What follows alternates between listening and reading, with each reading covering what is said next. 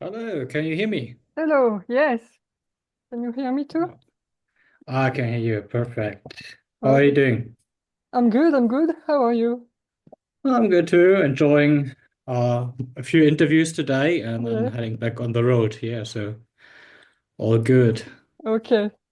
So let's go for this new interview. I hope Let's get. it's gonna be good. I'm sure it will be. No worries about it. Thank you.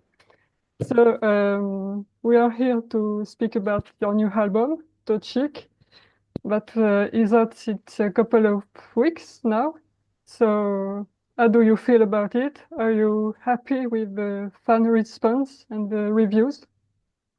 I'm more than happy, I would say. Like, pretty hard to put it in words, but the response is really good. It's great, actually. It's not just good, it's great.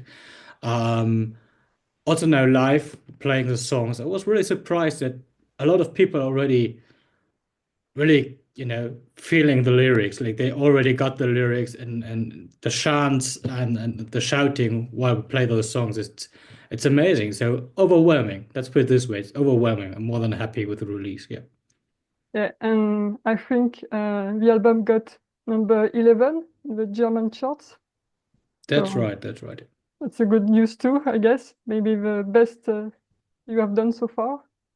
It is a best so far. Yeah. So n nothing to complain at all. So everything's smooth and perfect. Yeah. Okay, great. So, the label probably and journalists describe your music as dark metal, but of course it's really hard to describe your music because you have so many different elements. So is it something new for you to have some symphonic, some folk for this album, or have you done this diversity in previous records?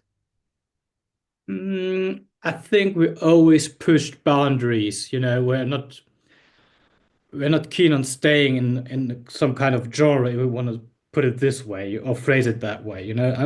As you stated, labels and journalists, they need this genre type of thinking. I mean, Mhm.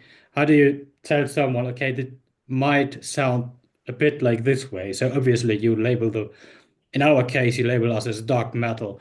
Um, but as I said, we always pushed boundaries. So we're not fans of limitations. If we want to include orchestras or folky elements, even 80 synthesizer to our music, that's what we're gonna do. And I think we always did. I mean, the process of recording that record or writing that record is pretty time-wise is pretty close to today.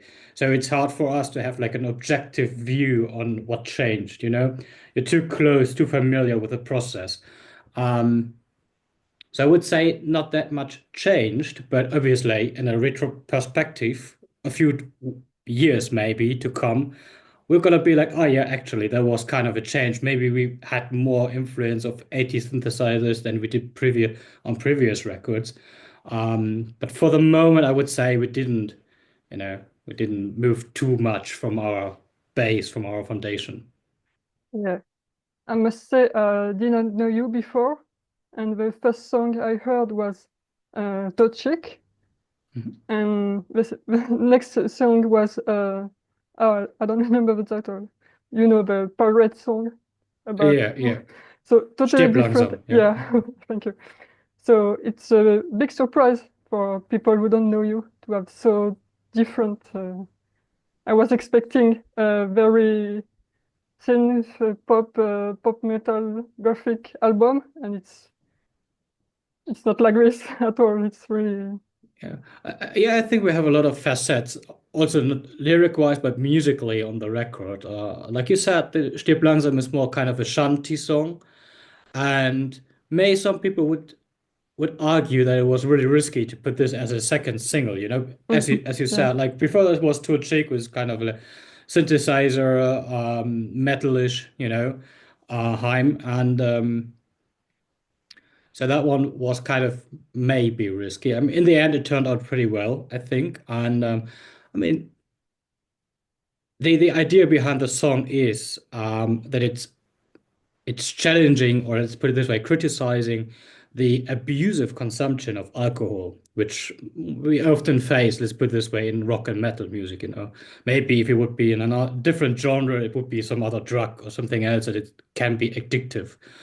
But in our case, it's alcohol. So and we thought it's kind of fun to have this really serious message put into like the musical round, you know, background of I mean, we're kind of sounding like those bands who are like how to phrase it correctly, who are, you know, they giving you this vibe like, hey, it's cool to booze, it's cool to be drunk all the time, you know, without really pointing out the consequences of what it includes to be drunk all the time and what it does to your body. So yeah, maybe that was a risk move, but I think it turned out pretty well. Yeah, I think it's great because the music matches the lyrics. It's really, I mean, as the lyrics are in German, obviously. So if you don't understand the lyrics at first, you know about the song already, just with the music, you have the vibe of the song. It's Yeah, really, that's true. I think it becomes tricky if you're not a native or German speaker or you don't speak German. Any case, to get that little twist, you know. I mean, maybe you could think, okay, there's just like a black metal part now going on, but this is like the quintessence of the song, you know, that part where you're like, okay, it will have been all fun and games so far, but now we're really talking, you know. So, um, but I think nowadays with Google Translator, I think it's easy to catch up on that. But yeah. I think the first 3 minutes are kind of like a false friend to you if you don't understand the lyrics immediately. Yeah. yeah. Also, I had this feeling with the song, what NACHTBLUT, Hmm. which has a kind of vampire atmosphere. And if I Yeah. translate the lyrics, it says a kiss of blood for eternity. We are dedicated to the night, something like that. Yeah. So That's good. Yeah. Yeah. Yeah. Like I said, I mean, we have like many lyrics on that. Nachtgewalt is about, you know, often if you're in the dark or let's dark scene or something, you know, in the gothic scene, everyone is like, oh, it would be some of them at least are like, oh, it would be cool to be a vampire, or they mystify this vampire being into something really beautiful. You know, you have those movies like what is it in English? I think Interview with a Vampire, you know, mhm, with Tom Cruise and Brad Pitt and of course, it shows some brutality to be a vampire, but in the end, it's kind of a romantic approach to it. Like, ah, yeah, it could be so beautiful to be a vampire. That song is about the opposite, about the negative sides. You know, like mm, many things on the record, on the themes we have on the Chick album are you know, showing the upsides, but also the downsides of something. Because, you know, in our perspective, often people just think about the positive things without mentioning the negative sides, or at least if it's not positive and negative, but the two sides of something, you know. So, mhm. And yeah, and as the German language, um, obviously everyone says about it, but I think German was very present in the metal, gothic, industrial music for since so long time. And a lot of bands actually sing in German, with not about Rammstein, but a lot of bands, Eisbrecher, Subway to Sally, and a lot more. yeah. Uh, do you have an idea why German is kind of popular in your country? Because in France, for example, we don't sing in French in metal scene. Yeah. I would have to think about it. I mean, like, I just know Gojira, I think, like, so at least at some times thinking in French. German, I don't know. I mean, the elephant in the room is Rammstein, obviously opened a lot of gates and doors for singing in German and being like, okay, that's cool, not kind of awkward, you know, because also for me, when I grew up, mainly the acts were singing in English because they were used to hear English music. I think I think Germany was a bit later than France to have like this, like a quote in the radio to have like French songs or German speaking songs. So it was more common to have English lyrics. Back to your question. I think German is just, at least for a non-German speaker, sounds kind of hard, like Yeah.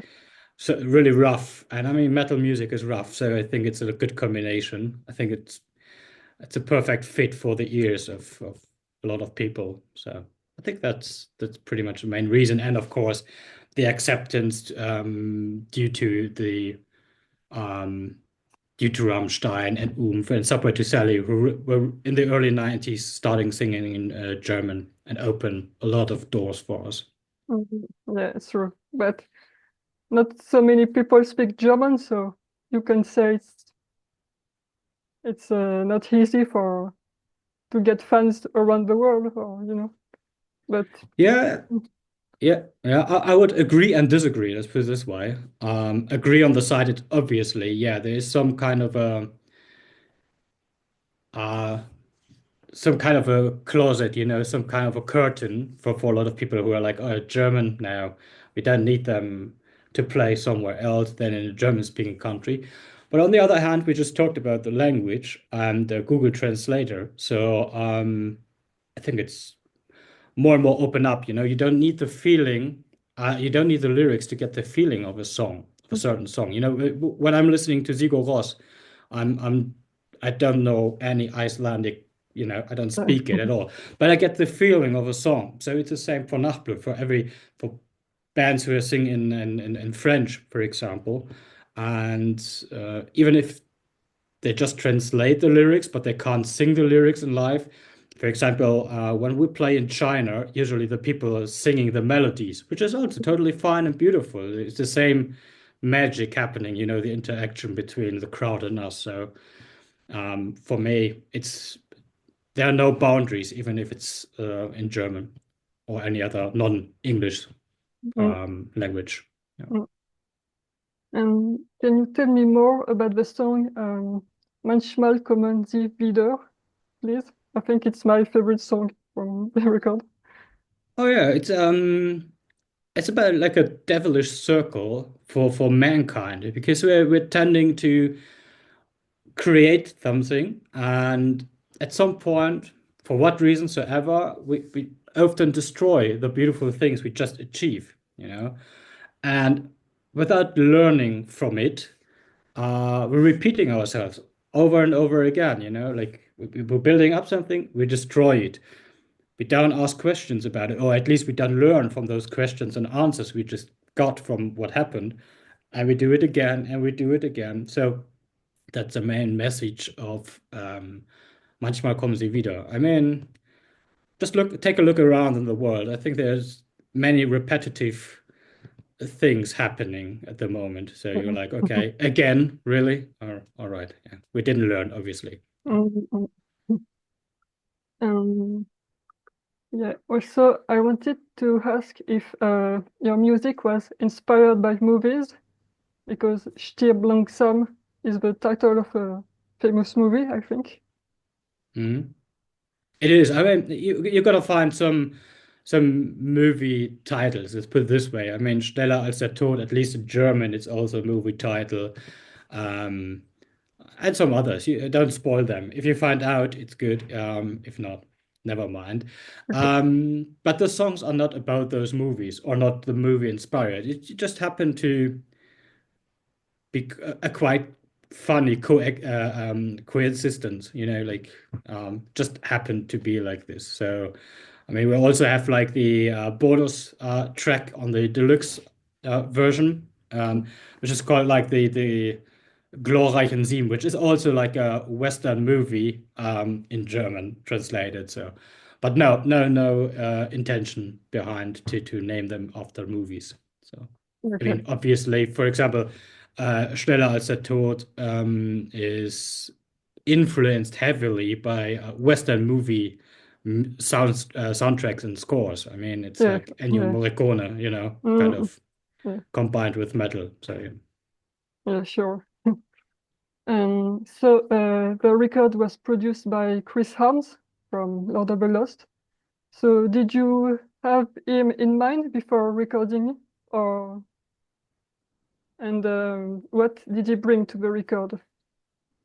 Yeah, I mean, of course we had him in mind because he did also the previous records, starting with Apostasy and Vanitas. Mhm. And I mean, we like to work with him because it's easy and he gives us some, don't want to, it sounds maybe a bit weird, but some confidence, or better saying, making us feeling home. Because recording an album, it's stressful. I mean, everything is set. You're like you exactly knowing what you do when you're in the studio, but at least for us. But still, you want to deliver like 110% because like, okay, that's gonna be the take, that's gonna be on the record, and it's forever out there. You don't want to play shitty, let's put it this way. So there's a lot of stress, but the team around Chris, so the Chameleon Studios and Chris, are always taking the pressure from you, and you can just focus on being the artist for that moment, and you don't have to think about other stuff going on. And yeah, as I say, never change a winning team. So the previous records turned out perfectly as well. So we felt confident to go back to Chris and let him produce a Todd Chick as well. And regarding his influence, I think a lot of people, I mean, a producer, this is not like he doesn't have certain tasks, obviously, all the time. It doesn't matter which production, but you can, he can also extend his work, Sometimes you have producers who are really like also um taking an influence on the songwriting or are involved on the songwriting. And then you have producers which are more giving you the outside perspective. Like I said, you're so close in making this record that sometimes you get kind of like blinded by certain things, and you're like, okay, that part should be, I don't know, for example, it should be 1 minute long. And then Chris, as someone who's freshly hearing that song, is like, that part is too long. You should cut it in half. And then you're like, okay, maybe we should reconsider doing a 1 minute part in that song, for example. This is more likely what Chris is doing on the record. Usually, like I said, when we hit the studio, uh, the songs are done, so there's no big songwriting going on. Funny though, I'm sometimes I'm reading, you can hear the influence of Chris Harms on the record, which is quite funny because we're knowing that the songs have been done before. So Mm, his influence on the songwriting is, if existing, like minimal. So maybe more indecision, like, hey, maybe that part should be just cut it, or that should be longer, or you know. mm. And I think you have worked with lots of the Lost before. For example, the song Bloody Flower, I think it was Mhm. for a special edition for their album Judas. Mhm. So I don't know if you have done something else with them or if you have any plans for future songs, maybe. I think that was the first feature, Bloody Flower, we did. Or maybe there was some kind of remix, but I think that's it. So don't want to say something wrong right here, but I think it's the third time that something happened. Like, um, let's see. I mean, we're open to it. I mean, we know Chris well, so it's easy for us to reach out to him and be like, hey, would you be interested? Or he can reach out to us depending. But so far, I can't state anything coming up sooner than later. So nothing to spoil at the moment. Let's put it this way. Mhm. But you have several collaborations with other artists on a bonus CD. Uh, I don't know, I think it was on the special wooden box on Napalm Hmm. Records, but it's sold out now, apparently. Yeah. So I don't know if we can mention something about it. Maybe it's gonna be available later on Spotify. I don't know. because Uh, it's interesting. never say never. Let's put it this way: there are no current plans to release it. But yeah, like I said, never say never. And yeah, the bonus songs. I mean, good luck, lucky those who got them. I mean, for the other ones, let's cross fingers that they got their hands on it at some other point. Let's put it this way. Um, yeah, like I mentioned, those are the seven friends and colleagues of the band who we know, and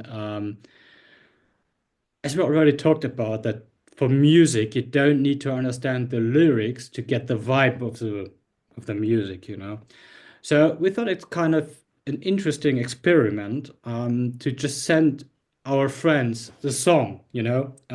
So it's the Nachtblut song without any information, just the music, no lyrics, no title, nothing. And we just send it to them and like, here you go, just write lyrics, sing whatever you like in Okay, that yeah. song, you know.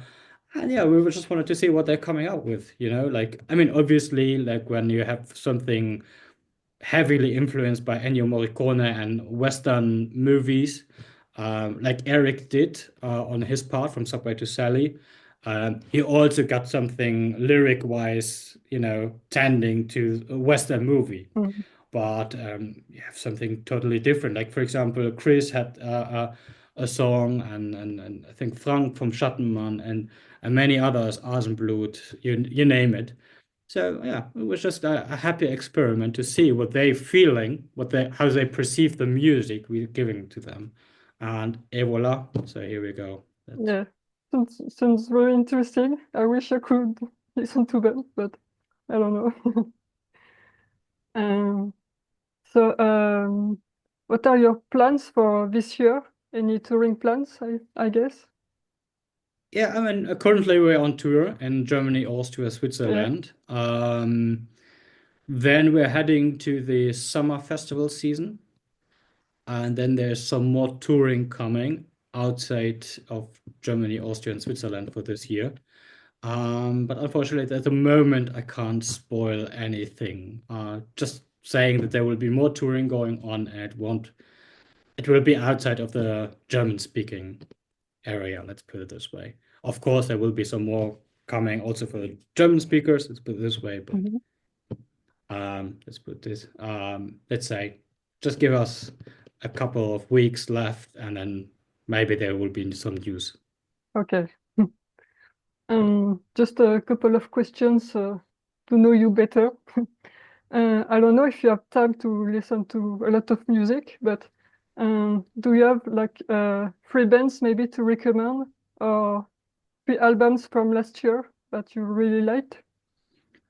It's that's a tough one because I mean listening to music sounds like I'm an old guy, but I'm kind of stuck to my favorite artists and Mhm. records. You know, it's really hard for me to get some new music in my head and my CD player. So records from last year, right? Or in Yeah, general, as you wish. as I wish. So I go with my all-time favorites. It's Ghost, Meliora.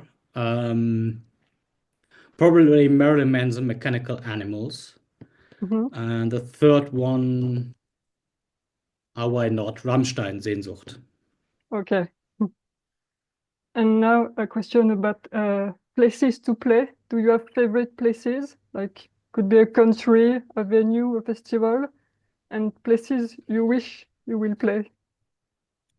Um, or places I wish we would play. I have been with another production. I have been to Hellfest once. It was awesome. So I wish I could play with Nachtblut at some point at Hellfest. Hmm. Um, Otherwise, for example, we just played a show in Leipzig, Hellraiser, which is always kind of special to us because for some reason, um, this is like the base, you know, like we're not from Leipzig. We're pretty much on the opposite of Germany, you located in Osnabrück. But somehow, concerts in Leipzig, you know, it was like the first glimpse before the fire started. So it's always special to be there. Um, Otherwise, special places. I mean, of course, playing in your hometown, Osnabrück, Mhm. it's always very, very special. Um, because I mean, there's so many friends and family joining, so it's always a bit different than in the other cities, obviously. Um, yeah, and otherwise, there's so many things. Maybe playing with NACHTBLUT in North America, you know. Mhm. Um, I mean, I mean, you're located in France, so obviously coming back to Paris at some point is Ouais. it's on the bucket list. So there's many things we can still get our hands on. Let's put it this way. Okay, all right. So thank you for answering my questions. Anything else you want to say? Or Yeah, thanks for having me. I would say stay healthy, stay happy if you like, and stay tuned. Huh? thank you. So All have a right. nice evening and thank you. You too. De rien. Bye. Bye bye.